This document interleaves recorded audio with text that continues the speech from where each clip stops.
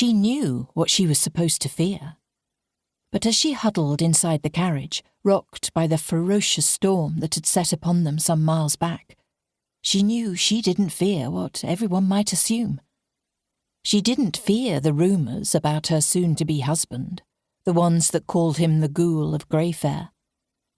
It was marriage itself she feared, because the neglect and criticism she had faced in her childhood had taught her that relationships of any kind were not safe, and she was about to enter into the most perilous one of all. Marriage. She had left her family's home in Mayfair 3 days previously, knowing she must journey to the outermost reaches of Kent, but never suspecting the weather would turn so foul so near her journey's end, as if sensing her fear and attempting to compound it. Now, as the carriage rattled with achingly slow progress over the uneven roads, rutted now as everything turned to mud in the deluge, she tried to recall the feel of each of her sister's hugs, their sturdy arms wrapped around her, their familiar sense, the feel of Alice's spectacles pressed against her cheek, the crackle of Adeline's braid along her ear.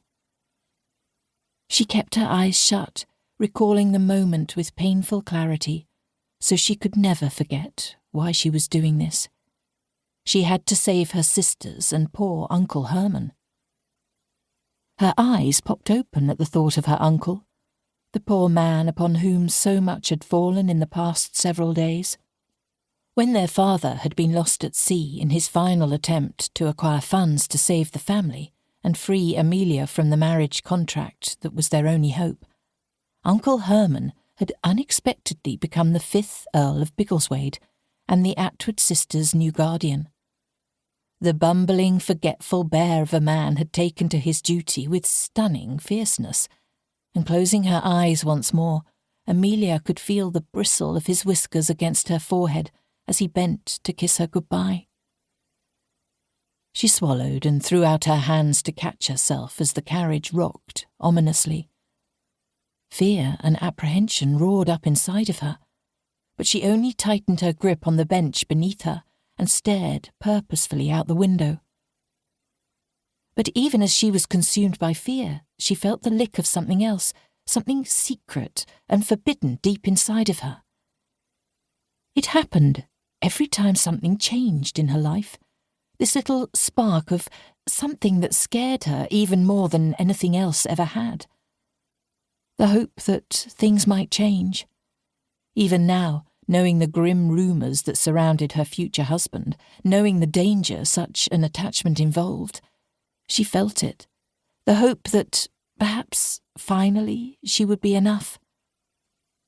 She couldn't help but think of the rumours then, sorting through the stories for the facts on which they were based.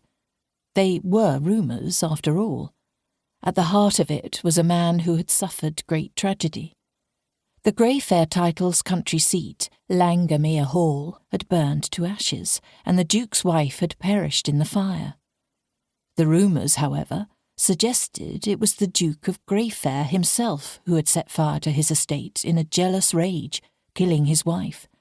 Only in his wrath, he'd been unable to escape, and the fire had left him horribly disfigured. Somehow, the idea that she might be marrying a wife-killer was less terrifying than the idea of marrying at all.